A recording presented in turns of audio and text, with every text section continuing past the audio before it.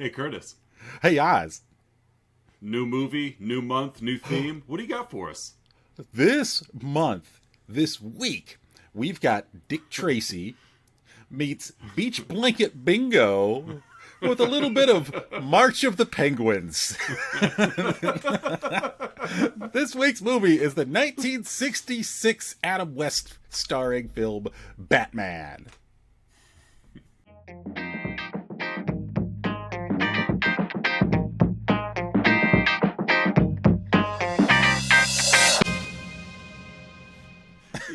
Yeah. This movie being all over the place, like, yeah, you could have thrown anything in there.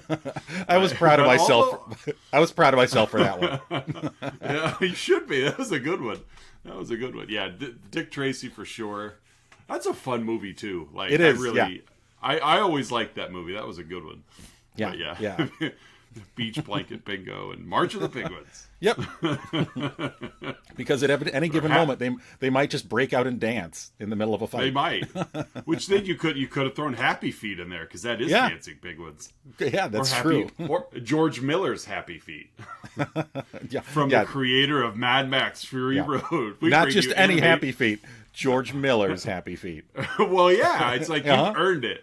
When you've got that kind of range, you've earned it. So, well, welcome back, listeners and viewers, to another week of Let's Talk About Flicks. As you know, it's that podcast where we talk about movies that fit a theme that change every month. And this is the first week of September. Yay! So it's a new theme. And this month's theme is, what is it? Batmen. Batmen. Plural. We really don't have any surprises coming up this month. Usually we like to unveil what's next, but it's a month about standalone Batman franchise actors, however. So we got to kick it off with the OG, a very handsome Adam West. Yeah. Like, you know, I watched some Batman growing up, but it's like it was before our time, and reruns weren't really a thing yet. So it's like you caught it occasionally. So I was aware of it, you know, and watched it, you know, occasionally. But at a young age to realize, like, he's a good looking dude. Like he's got a little John Saxon look to him. Yeah, that's a good comp. He does. Yeah, he and John Saxon. Yeah. So John Saxon probably is irritated because he lost out on 1966 Batman, but he probably wasn't allowed to play it anyway. So, but does that mean Adam West lost out on Enter the Dragon? Yes, and he lost out on Nancy's dad in Nightmare on Elm Street. So that would have been pretty cool, though, to see Adam West as stay out of my daughter's dreams. Yeah, that would have been fun. He is his Freddy repellent. Next to the Jason repellent, next to the Michael Myers repellent. Exactly, right. Yeah, that would have been fun.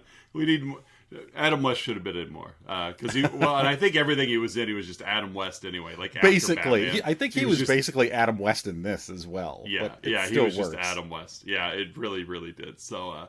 But yeah, before we obviously get too far into the plot, we do want to give a shout out to our Patreon subscribers, Don S. and Melissa L. Thank you once again for your patronage. You can that was for you, Don. Yep, Don. you get a cat call.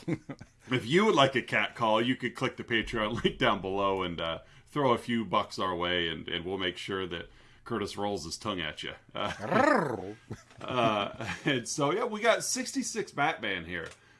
Something I saw, and I'm sure you saw too, this was intended to be like the pilot before the show. Yes. And it didn't happen that way. They went with the show first, and this one came out like in between seasons 1 and 2. Yep.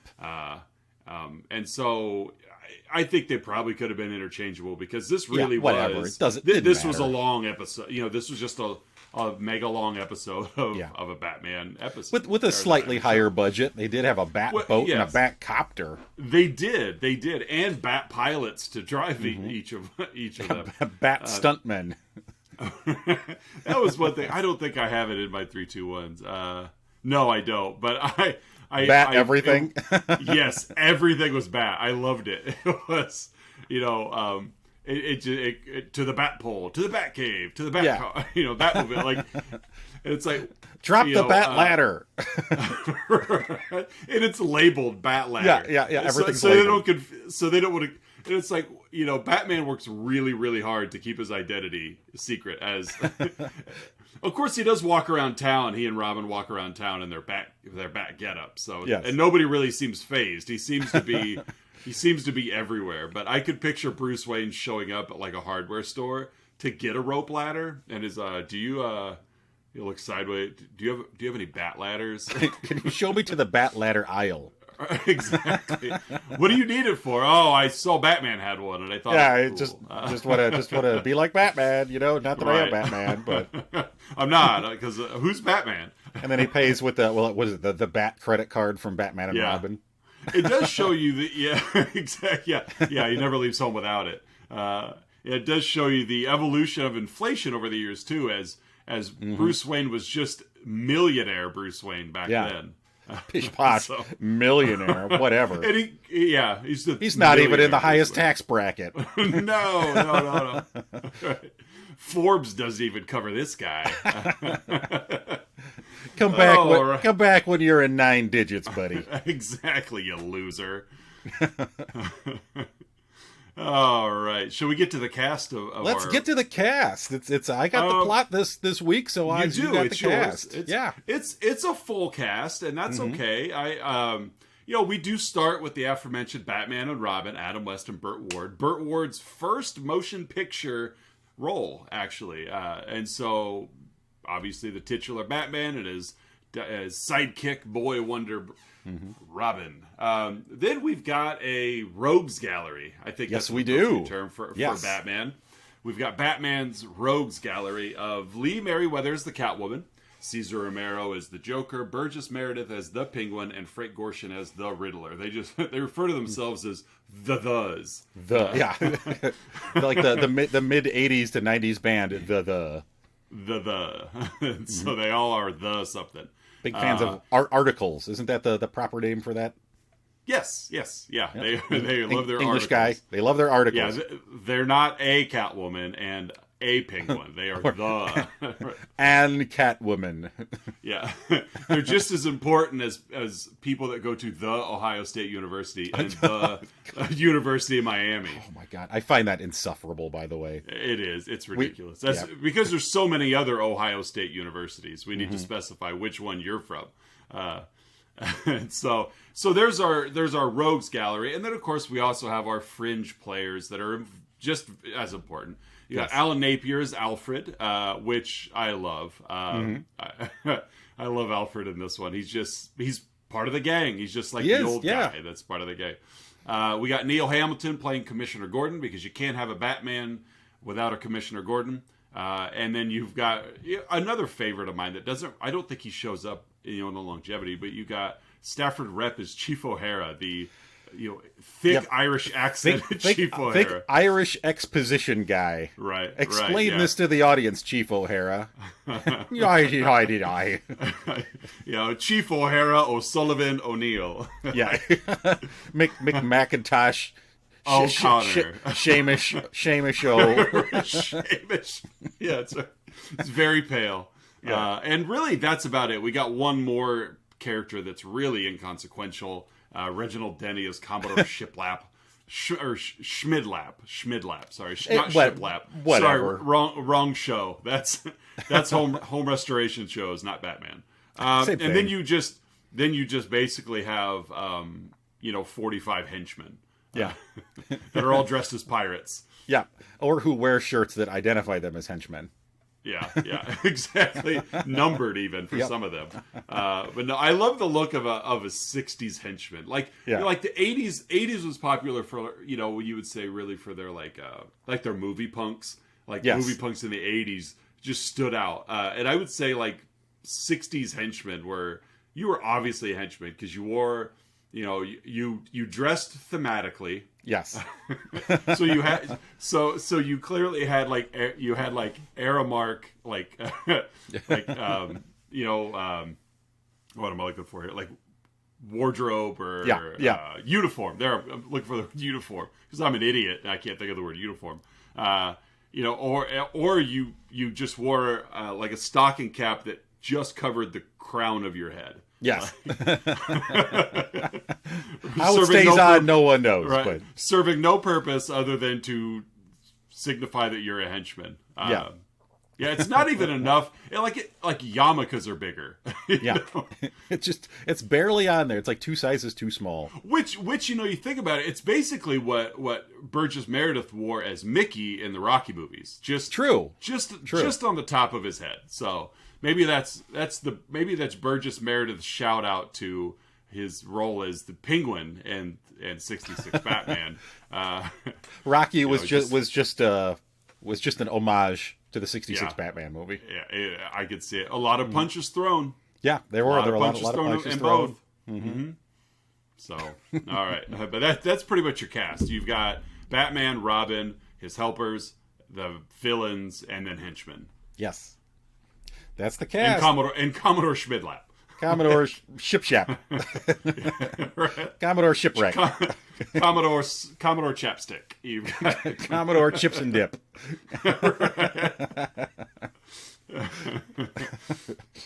right. So what do you got for the plot? Getting into the plot, I must make note that there's a couple little title cards, a couple text cards at the beginning. And one of them says... Yeah, these are great too. To lovers of adventure, pure escapism, unadulterated entertainment, the ridiculous, the bizarre, to fun lovers everywhere, this picture is respectfully dedicated. There's a lot of comic book purists who absolutely deride this film and the series, and for a time in my life, I was one of them. And I am happy to say that after years of intensive therapy and psychoactive chemical narcotics, I am now clearly yes, Smilex, yes, including Smilex. See the smile, right? Never fades. Never fades. It's always there. Nice, by the way. I am now fully on board with the series and the film. You know, you got to get past that holier than thou part of ourselves sometimes that likes to claim things for the purest that it is. Like this is my movie, this is my comic. How dare you usurp it by lowering its standards to something this silly? As I have embraced the silliness, as I have aged, I really, really love this movie for what it is, and don't care about it for what it's not. And again, you take it at face value. Yes, it's Batman. Yes, it has the Rogues Gallery, but it's fun. It's fun. Yeah. And it's okay for something you love to be silly and be fun and to not take itself seriously. And that's okay. and like we talked a little pre-show, like Marvel's figured that out. Yeah. You know, because just looking at your shirt, you know, you got a Captain America shirt on. Like, Captain America Winter Soldier was heavy. Like, that is your, like, political thriller. Arguably the most intense. You know, and it was great. And there was really no humor to be found in that at all. But then, in the same universe, you've got Thor Ragnarok. Mm-hmm. So, you know, it's okay to have fun. Your escapism can make you feel good. It doesn't have to show you how bad things could be. Yes. To where you're like, oh, well, at least my life isn't that bad. So we get a voiceover indicating that Bruce and Dick, Bruce Wayne, Dick Grayson, Batman and Robin, they receive an anonymous cry for help from someone on a yacht reporting a threat. They take the Bat-Copter Oz to go investigate. And it turns out that this yacht that they spotted from nautical miles away wasn't actually there. I know, it's a mirage. Before we get there, though, I want to give a quick shout out. I absolutely loved, like, the title sequence of them, like, running through alleys against brick, and you got that, like, hard light color, you know, with gels over it.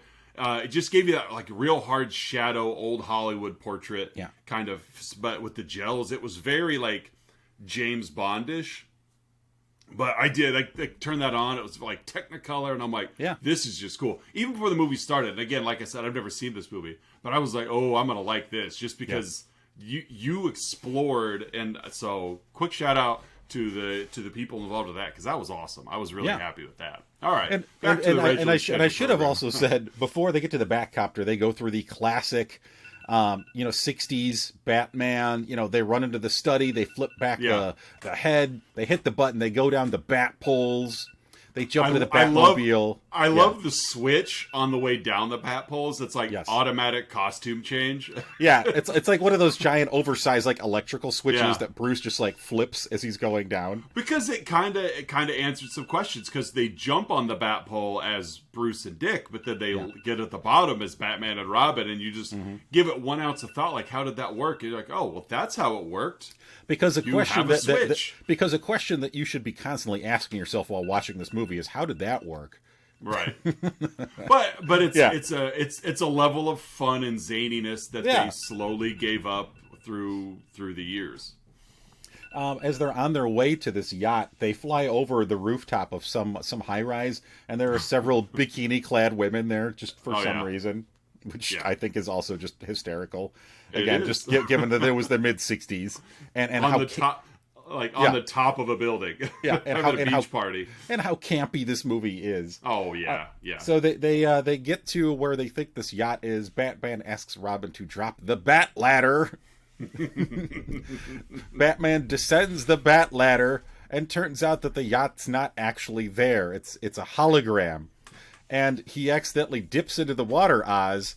And I love this part. And as Robin pulls him back up, there is a shark biting his leg. And this shark, folks, is basically the equivalent of something you would find in someone's backyard above ground swimming pool. Yeah, it's and it's an inflatable shark, thigh, up to Batman's thigh. Yeah. Just, not heavy enough to pull Batman off a ladder, as the helicopter lifts the shark out of the water.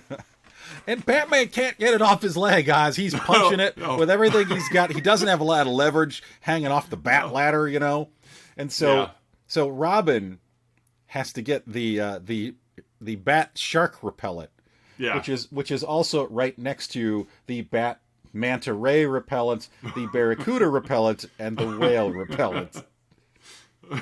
Whale repellent. Yeah. You get a blue whale surfacing and they just spray it in the eye and it takes off. But yeah, it's just, I love this collection. It's like a Jones Soda repellent collection. Yeah. So Batman sprays it, the shark falls back into the water, and then the shark, Oz, explodes upon impact with the water. They do actually pay that off a little later. Turns out that it was stuffed with C4. However, before you find that out, it's like that shark just exploded upon impacting the water. It's a powerful repellent. Mm-hmm. Even its insides are trying to get away. So they're clueless. What's going on with this yacht that wasn't there? So they're at a press conference. Chief O'Hara, as we've mentioned, is like the dumb guy who explains things to the audience in an incredibly thick Irish accent. So I love this movie. They're reviewing after they're done with the press conference. They're back at police headquarters at HQ, and they're trying to figure out who could have done this. And they're going over all of the at-large criminals. And Batman says, well, something pretty fishy happened to me on the ladder. Penguin! I love this sequence because they play this stuff through the whole movie. Robin says, it happened at sea. It happened at sea. Sea for Catwoman. Batman, that shark was pulling my leg. Joker. And Chief O'Hara, it all adds up. It is sinister Riddler.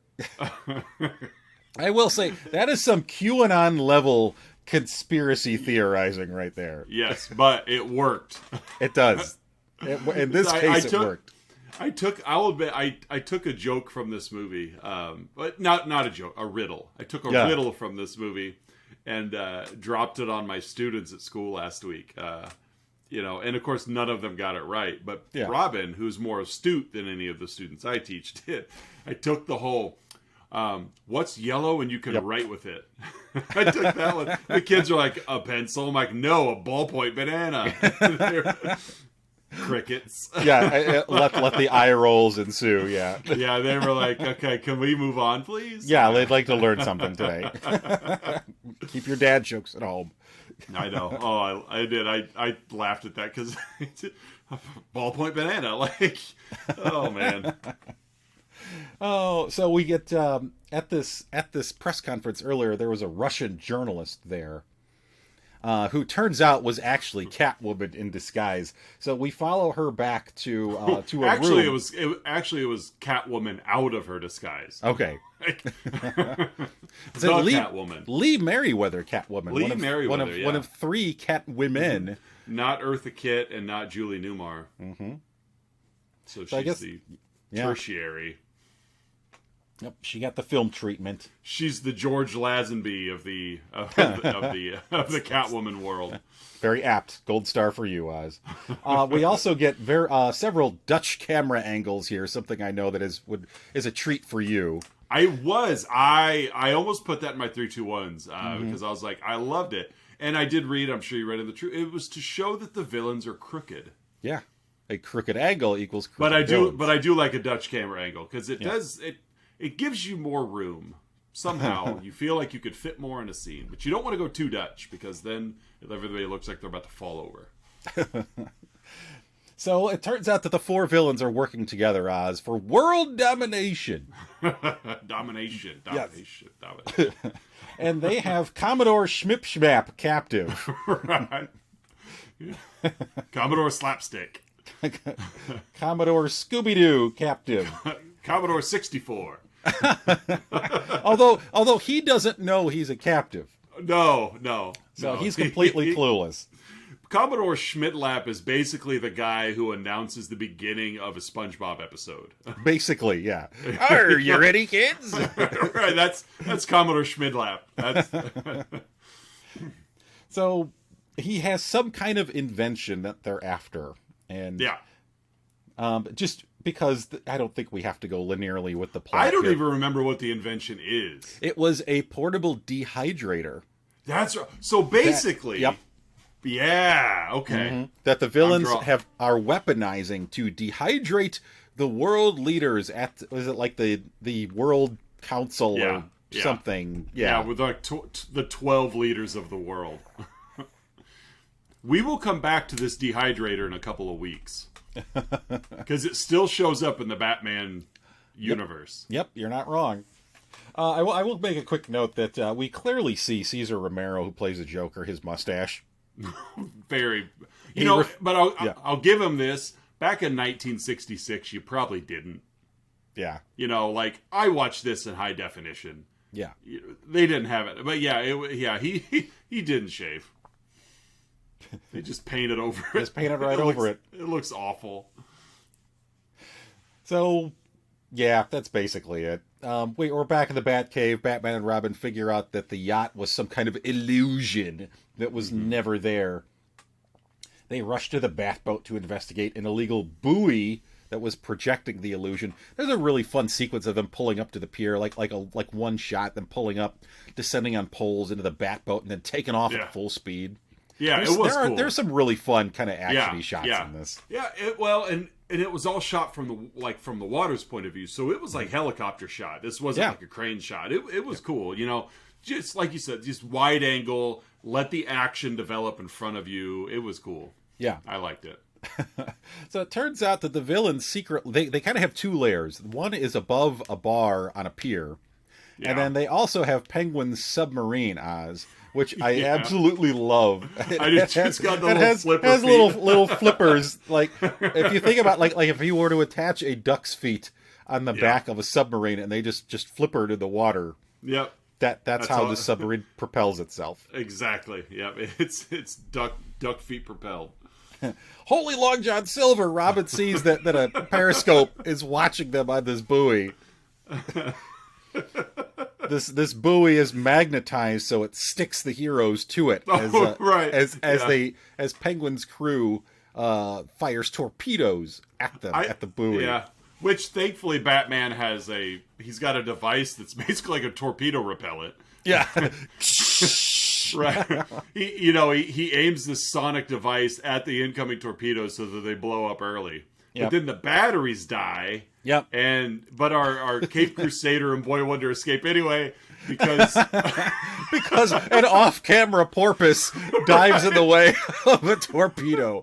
So we have an exploding shark, an exploding dolphin. I love it. It's great. As you know, I teach a filmmaking class at high school, and this, like, I watch this and I'm really hoping I can get my kids to loosen up on grounding everything in reality. Like it's your world. Create what you want. And I love that they did this here, that it's like, how are we going to get Batman and Robin off this magnetic boat? And it's like, we'll just have a dolphin blow up. We'll just have an off-camera dolphin swim up. Yeah. But they do an excellent job in this show, and especially in this movie, of answering those questions before anybody asks them. Yeah. Like, they just come right out and be like, well, we really would have thanked that porpoise that, gave its life for us. And, and it's like, okay, that answers that question. Let's move on now. Because it is annoying when things happen, and especially because this movie's already ground itself in just chaos and imagination, that when you take something, and a problem is solved, but they don't really show you or tell you why it's resolved. It just leaves the questions in your head. This movie answers all of them. Yes, as ridiculous as the solutions may be, but right, they don't care. They're just going to answer because they don't want you wondering. So I'd like to thank the porpoise that gave its life diving in front of the torpedoes. Right. It's like, oh, how's Batman going to get that shark off his leg? Hey, Robin, pass me down the shark repellent. Okay, Batman. Oh, okay, that's okay. That'll do it. And he sprays it, but the shark falls off. Oh, I love it. And then explodes. So they escape the buoy of the torpedoes due to the selfless porpoise, and then another missile goes up that skywrites some riddles. It skywrites some riddles. What does a turkey do when flying upside down? They figure out that he gobbles up.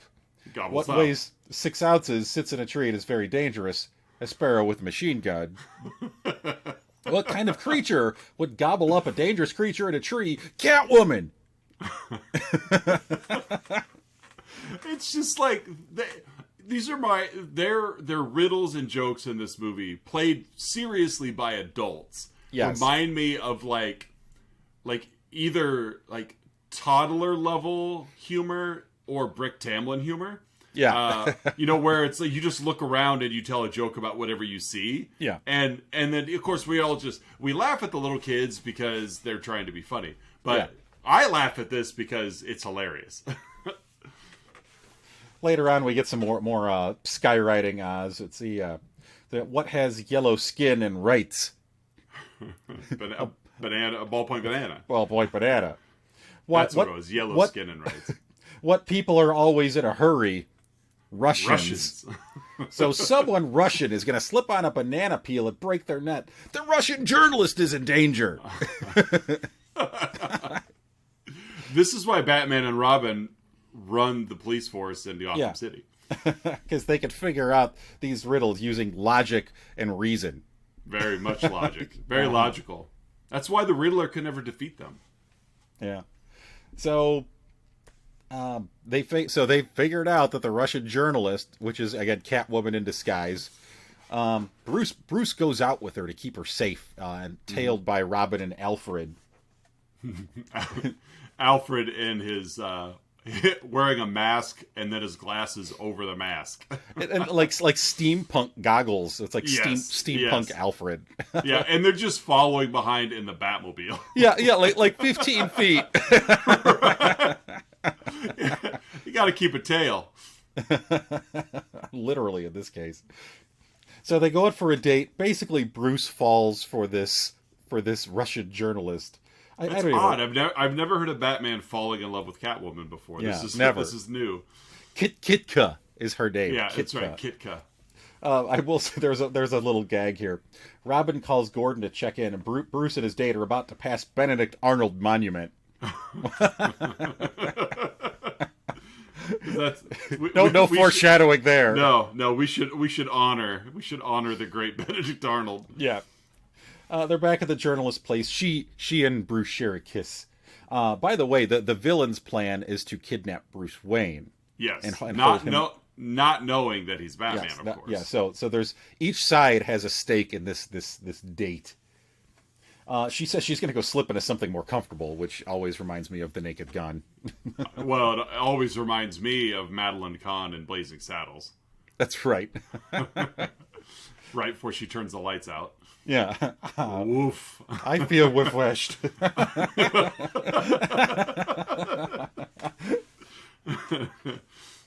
So Robin turns off the monitor because somehow they have a video monitor in the room with Bruce already, and Kitka. Yeah. and you know, yeah, and Robin he's a moral person. Yes, he is. This is too far, Alfred. Yeah. We can't. Yeah, Robin has an ethical problem with watching them kiss, watching them in an intimate moment. So he turns off the camera, and they miss the villains breaking in and beating up and kidnapping Bruce. Although they'll say, Bruce threatens to kill them all if they've hurt Kitka, so that kind of escalated quickly. Yeah, Bruce is a hothead. Batman, Batman's all right, but Bruce, yeah. He put up a fight, though. Like, he fought these guys off for a while before he threatened to murder them all. Yeah. Because he just shared a kiss with this girl. He's a teenage boy, and therefore he's in love. She's my property now. Yeah, very teenage-ish. So basically, he gets loose. Just cutting to the chase, he gets loose. Yeah. Another fight ensues. A fight yet without word bubbles. Yeah, we haven't had those. That's a staple of the Batman show, and we've yet to have a fight with a lot of splats and boofs, and we haven't had any of those yet. Just some good old fisticuffs between Bruce and the bad guys. So he escapes, gets back to the mansion. The villains reveal they have the weapon that Commodore Connect 4 has. Right. Is Commodore Clip Clap. Is the total dehydrator. He calls for 5 guinea pigs who they all walk. 5 henchmen walk in wearing shirts GP1, GP2, and so forth. Right. Each are reduced to a pile of dust, but then he brings them back using hard water. Oops. Yeah. In the meantime, Batman and Robin have kind of tracked where one of their hideouts is, the one above the tavern. So they pull up to this pier, and what could be my favorite sequence of the entire movie here. They pull up to a pier. They park in a parking spot, so good for them. I know which. This is also mine, so go ahead. There's one of those bits where they climb up a building, and they turn the camera to make it look like they're climbing. Yeah. Another good trope from this movie and this series. And they find the lair, but there's a giant round bomb that is sizzling at the top, and it's about to go off. So Batman has to get this giant bomb away. And so he grabs the bomb. He clears out the tavern below. He's on the pier. He runs into nuns. Can't drop the bomb there. Runs into a mom with a baby carriage. Can't drop the bomb there. People playing instruments. Nope. People in boats. A couple making out in a boat. A butane tank. A couple making out in a rowboat. Right. A family of ducks. The nuns again. Yeah, the nuns again. The instruments again. Like they all are like converging on. Yeah. Everybody's paths are intersecting where Batman is standing. He says out loud, "Some days you just can't get rid of a bomb." He then runs off camera and the bomb explodes. Robin thinks that Batman perished. Yeah. Turns out it was just holy heart failure.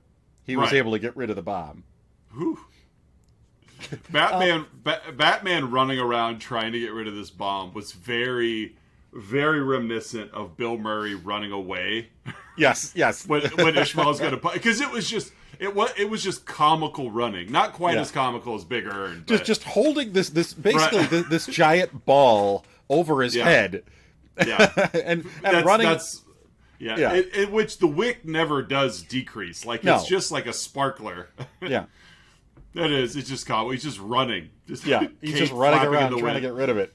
I will say, and nobody's reacting to the fact that Batman's running. Like nobody's getting out of his way. He's just, they're just doing their business. Right.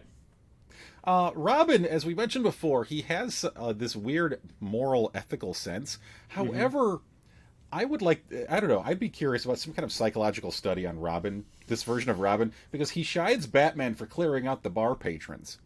Why didn't you just let him die? Basically, is what he said. Yeah. And of course, Bruce is like, well, they may be drinkers, Robin, but they're human beings. Right. So, yeah. Okay. That's why you're the sidekick. Yeah. Yeah, you're right though. I obviously remember the line, but I didn't think about it to that layer of like, why don't you just let the drinkers perish? Yeah. And we'll come back to this. Robin says something else towards the end of this movie that's like, whoa, are you suggesting like genocide or like eugenics here? He's dark. Yeah. So they're still standing on the pier, and the Penguin walks up pretending to be Commodore Mishmash. Right. They clearly identify him as the Penguin, but they can't prove it. And again, more odd logic shenanigans come up. So basically, they bring him back to the Batcave to check his retinas. Which is the whole goal of Penguin, is to get back to the Batcave. Yeah. So they use bat gas to knock out the Penguin, and they bring him back. So in the Batcave, Robin preps the anti-crime ID checker. They allow Penguin to get which is labeled. It's a labeled computer. Yeah. So they allow Penguin to get a glass of water, and he uses the water fountain to rehydrate the guinea pigs from earlier. So there's a quick little fisticuffs here. However, they all disappear when being hit because the hard water in the Batcave reduced them to antimatter. Right. So now Ant-Man has to deal with them. Yes. They don't exist. So this substance that they can basically destroy matter across the known universe is just there in the Batcave, and then it's gone without any real repercussions. But that's beside the point. It was the 60s. It was still science fiction.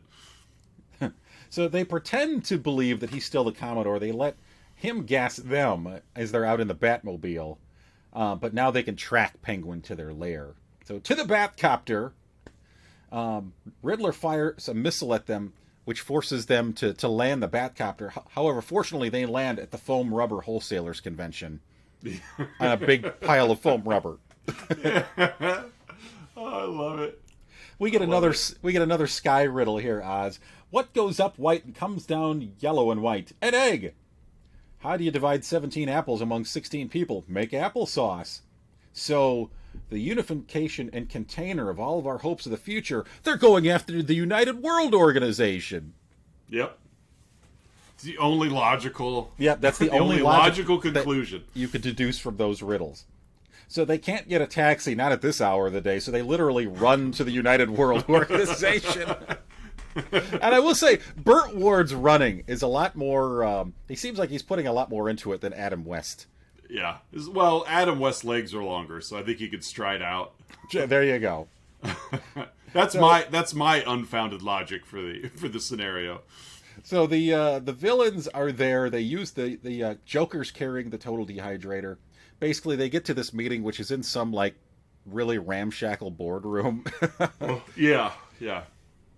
Like at a table. Dr. Strangelove's meeting was far more believable than this one. So they're basically at like a third-rate office. Yeah, they're like at the Hyatt Conference Center. Yeah, at an assemble yourself table from Service Merchandise. Right, La Quinta Inns. Yeah. somebody pops in. Can I get you more coffee, water? Yeah. Welcome to Hojo. You need the Wi-Fi password? Right. So there's a like a dozen or so people, all cultural stereotypes of these various countries because it's the mid '60s. All shouting in their native language. Yes, because that's how politics works. Mm-hmm. And '60s. Joker dehydrates them all, and they collect their dust into a dozen different vials. I will say dozen different colors too. Yeah. So the heroes arrive, but Catwoman says they'll kill Miss Kitka if they're pursued, so they can't make it back. The villains get back to their submarine. They ransom each country for $1 billion each, which would, Oz, clearly put them ahead of Bruce Wayne's by far bank account. Yeah. Batman and Robin pursue in the Batboat. More missiles, blah, blah, blah. They blow them up using bat charges. Batman and Robin use a science gun to force the submarine to surface. I think it's like a sonar cannon or something. Yeah. I like to just think it's a science gun. It's a science gun. They use a science gun. So they force the submarine to surface, and then the moment you've been waiting for, the classic Batman pow smack fisticuffs ensues. Yes. We get our final fight, and this time we get animated text bubbles. Yeah. So that's basically at one point all the bad guys are punched into the water. Catwoman throws her cat at Batman, who catches it. He continues to fight while holding the cat, and until he can put the cat in a lifeboat and wishes it bon voyage. He's such a gentleman. Yes, he is. Catwoman is the only one who doesn't, for the most part, get physical in the fight. She just kind of runs off. They pursue her. She loses her mask, and Batman realizes that she is Miss Kitka. Yeah, that's it. I was just going to finish that sentence for you, but you're good. She's Kitka. Holy heartbreak. Yep. Yeah. The Commodore comes out and bumbles over and knocks over all the dehydrated dust leaders. All of them. Yes. Basically killing all of the world leaders at this. Oops. Right? Sorry. You ready, kids? Commodore mashed potatoes. Right. So I was going to use mashed potatoes earlier. Were you? Yeah, I was. So back in the Batcave, Batman and Robin are wearing science aprons, and they're separating the dust using the super molecular dust separator. And luckily they had one. Yeah, and this is where things get a little weird with Robin. Robin suggests, as long as we're here, we could genetically modify the leaders to improve them. Given the state of the world and all. Yeah, we could do this. Yep. And so they do end up. So Bruce then no, we can't do that, and he's the moral one, whatever. Right. So they bring them back to the boardroom at the Holiday Inn Express, and put the dust in their chairs. They have some kind of water thing, using soft water this time. Yeah. Because the hard water is what led to the antimatter before. That's right. Oops. Yeah.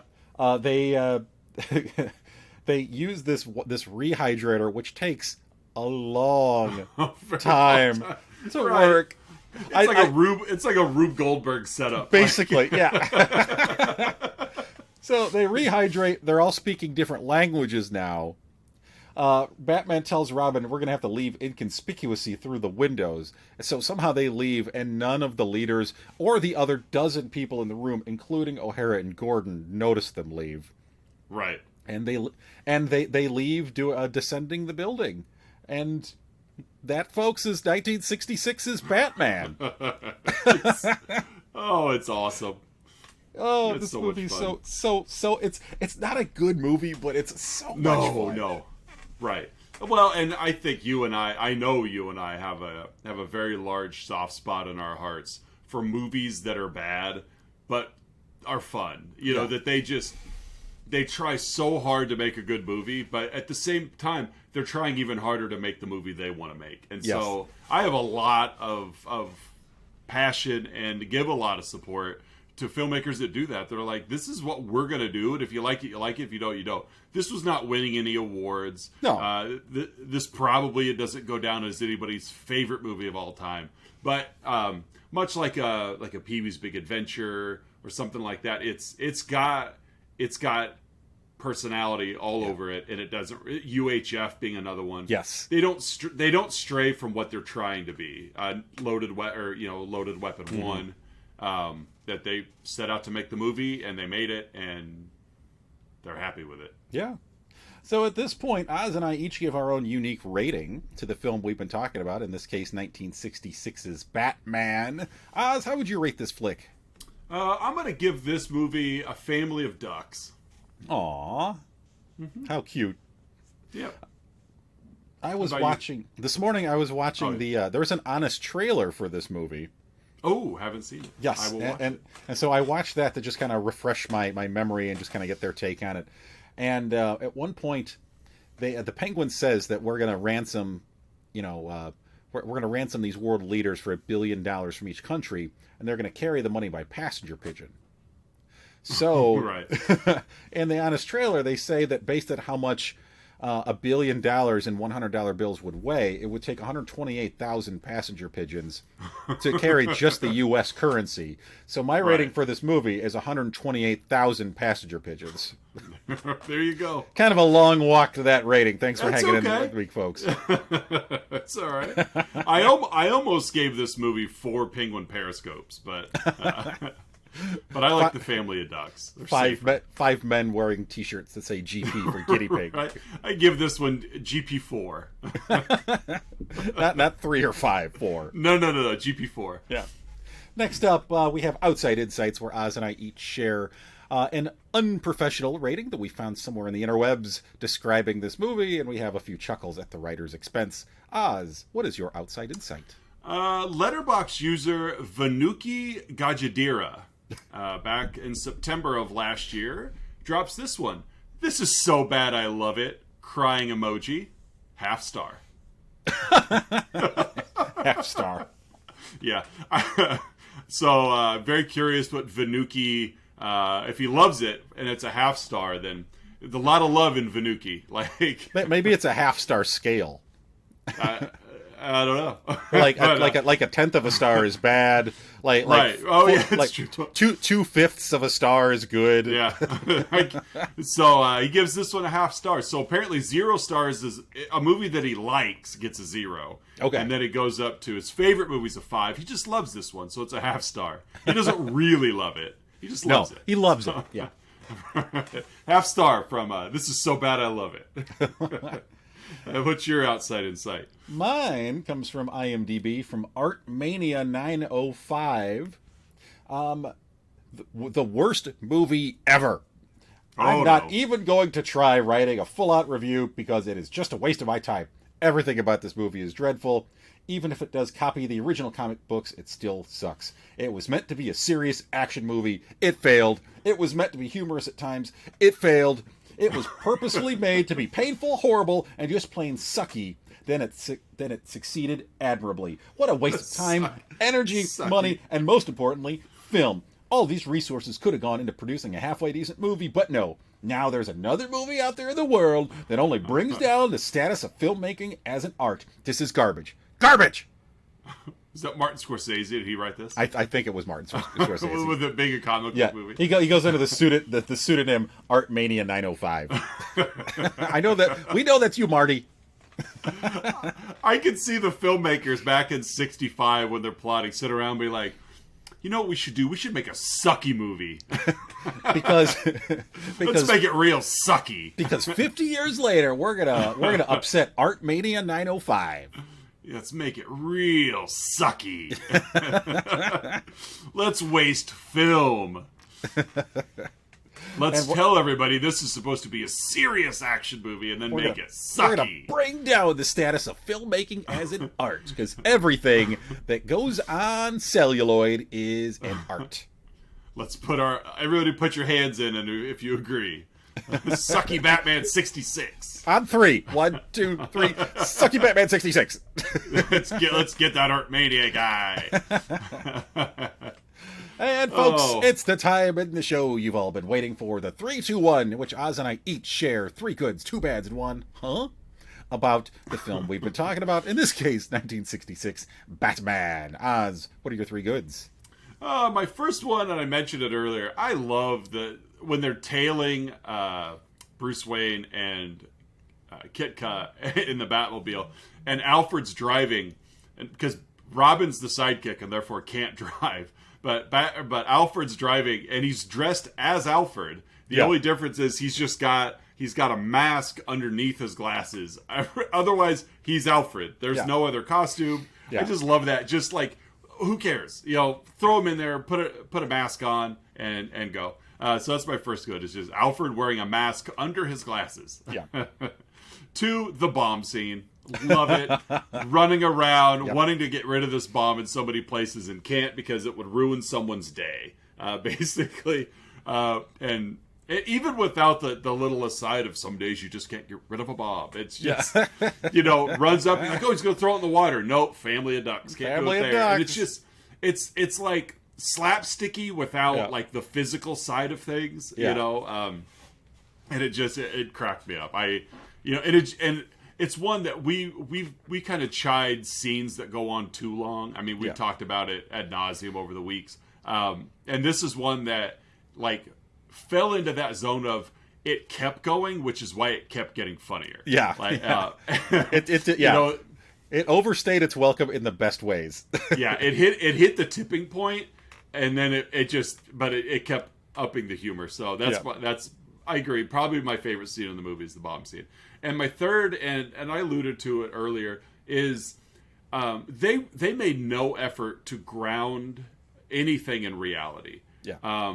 They just it was like reverse engineering of we have a problem, let's just come up with some solution and state the solution, and because it's a superhero, it's okay. Like, we expect a rich superhero to have access to things that the normal man doesn't. The police, they don't have shark repellent, but Batman does, and that's no surprise. And so I just love that. I love just the dumb justification for getting out of a dilemma. Yeah. What's the term? It's like Occam's razor or something like that. Yeah, Occam's razor. Yeah. Occam's razor. Well, you said Arkham, which is Arkham Asylum. Batman. Slip of the tongue there. But it's just kind of like, it's like, what's the easiest way we can get out of this problem? Yeah. And instead of coming up with some long convoluted solution, it's just like, oh well, Batman's bitten by a shark. Well, let's just spray it with shark repellent and move on. The simplest solution is the best one. Yeah, and this movie it's like that was probably like, let's start with making a movie about simple solutions, and then we'll build a plot around it. So so that's I just love that. I love the whole, we don't care if it's realistic, we're going to run with it anyway. Yeah. But with that, I could see where people would hate it. I really could see those very logical minded people of like, nope, I'm not buying that for a second. You're not supposed to. Yeah. They literally say it at the beginning of the film during those title cards. Yeah. So those are my 3 goods. I bet you have 3 to share. What are they? I do have 3 to share, Oz. Your money would win right there. You just hit. I love the pace. The pacing is great. It just, for the most part, the movie just goes and goes and goes. It doesn't waste a lot of time. It just kind of jumps from silliness to silliness, from little action thingy to little action thingy. There's not a lot of character moments, and that's okay. You don't need them in a movie like this. You don't.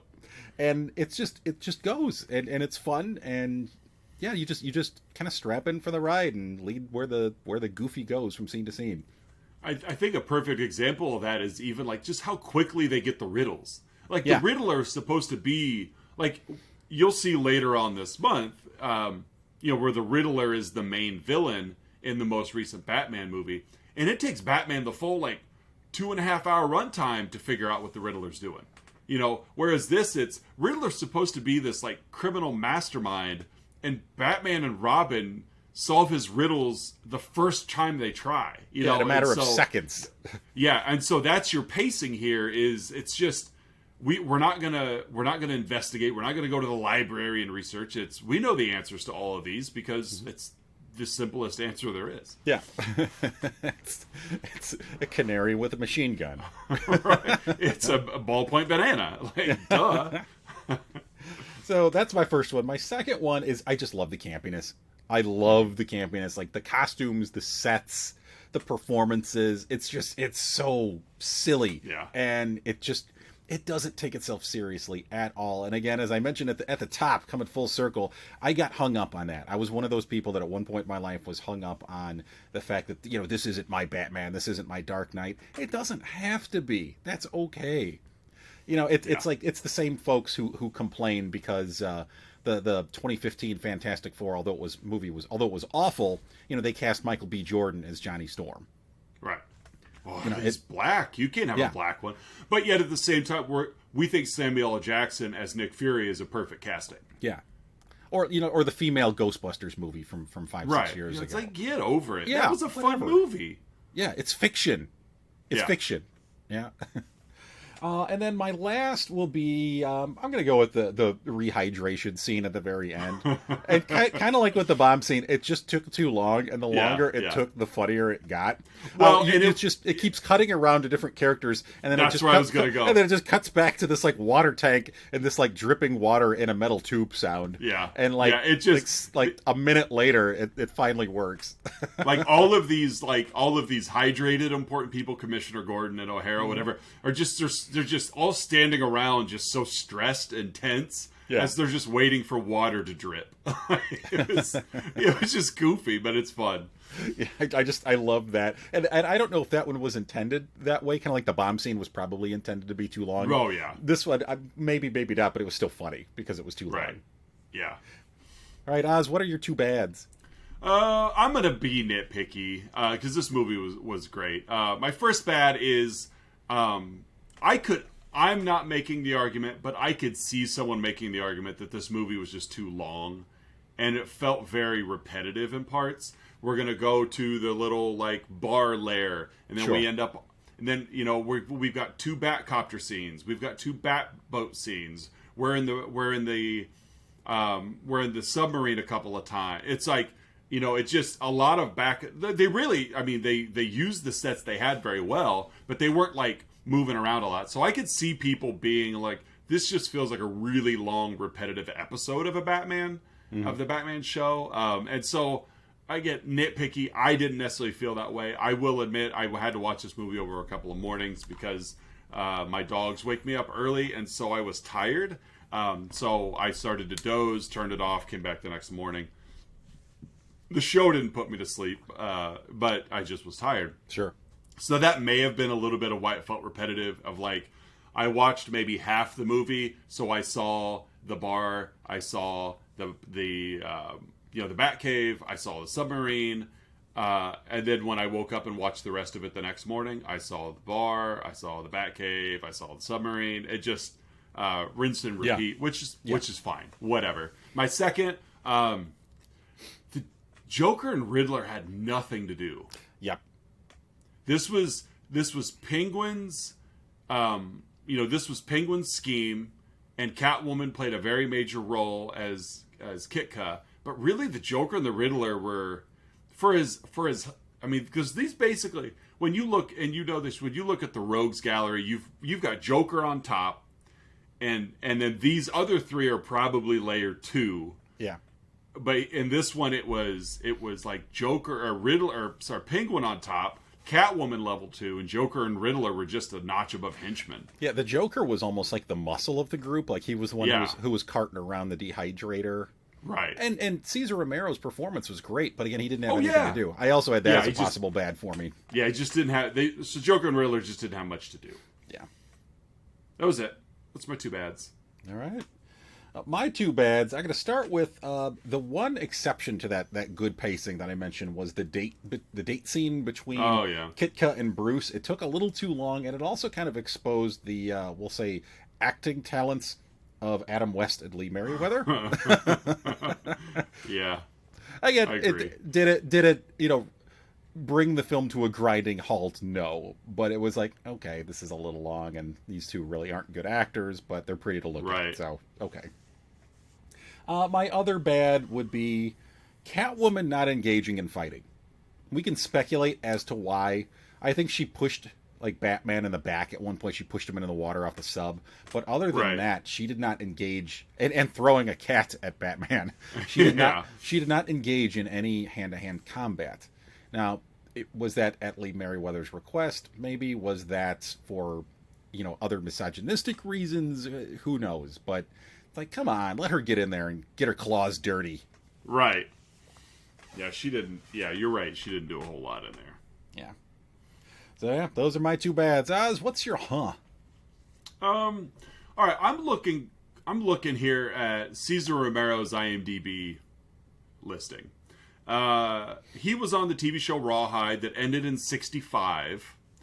He played the Joker in this movie in 66. He was ironically a clown in a TV movie called Clown Alley in 66. He was in an episode of ABC Stage 67 called The People Trap in 66. So he's not really a busy guy. Okay? Why didn't he just shave his mustache then? Why didn't Cesar Romero shave his mustache for this role? I went to look to IMDb to see, was there like another show or movie he was in that was needed? Professional reasons. Right. But it's like, you made this, you finished up Rawhide, probably while you were making this. Then you made this movie, you made a TV movie, and you made another movie where you played a clown. So, like, I don't know. Like, why didn't you just shave your mustache? Did he shave it for the show? I don't think so. Okay. That I didn't know. So, yeah. It's just, I don't know. Something about that mustache. I guess so. It's like the Bible tale of Samson. You know, that's where I was going. He can't cut his hair. No, can't shave his mustache. Not Cesar Romero. Because you'd think that'd be a pain to get the paint out of. Yeah. Very bristly. So that's my hunch. It's just, why didn't you just shave your mustache, man? It's not like everybody knew you for your mustache. You're not John Waters or Hulk Hogan or or Pai Mei. You're not any of those guys. Pai Mei. But yeah, just shave it. Yeah, that's fine. So that's my It just it stuck out on the close-ups, especially. You're like, I'm like, that cat's still got mustache going under all that paint. So what's your My I'm going to kind of work two in here because they both take place in the same scene, and it's right at the end. One of the two things I mentioned before, and that's Robin as possible eugenicist, as he's suggesting, why don't we genetically modify these world leaders because of the state of the world and all. That's like that went a little weird there, Dick Grayson. Right. However, in that same scene, again, they're doing science, so they have their science aprons on. And Robin, and they both have face masks on, as scientists do, in a sterile environment. Robin has his on appropriately. Batman is an under-the-nose masker. Yep. He was wearing his... So, that's my Batman, be better. Wear that mask properly, over the nose and mouth. Yeah, Batman is the one where if this movie would have taken place during COVID, Bruce Wayne would have pushed masks and then held parties without them. Yep. Pull that chin diaper up there, Batman. Right, yeah. and let's just call it what it is. Like, I don't think Dick Grayson is...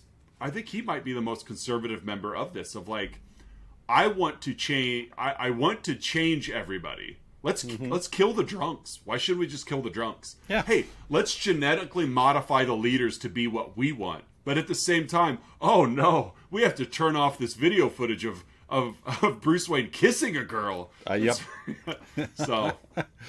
So yeah, it's the politics and the social politics of Dick Grayson in this movie. Right. Of the 2020s variety. Yeah.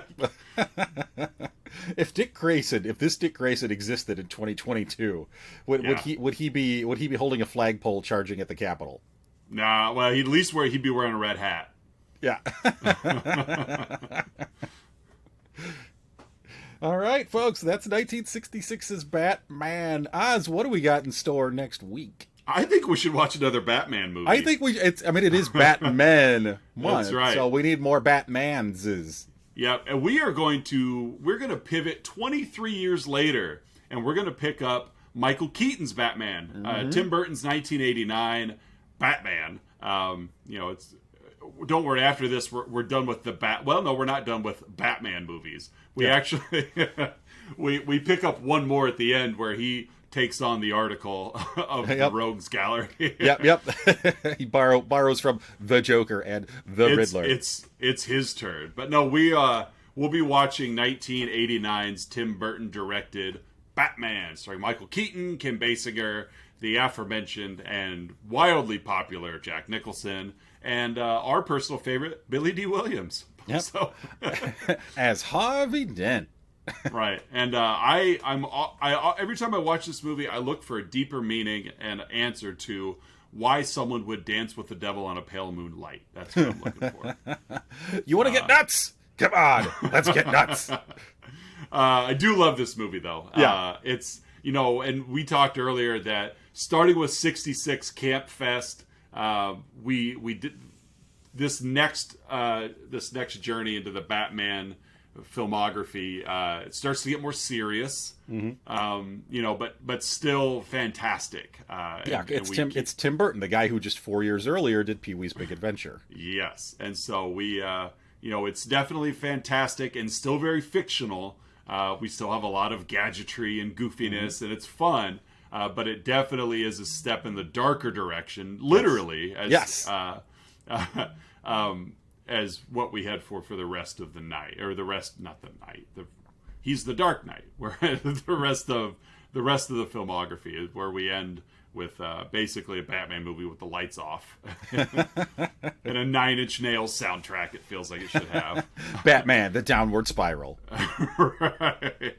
Batman, I want to like you like an animal.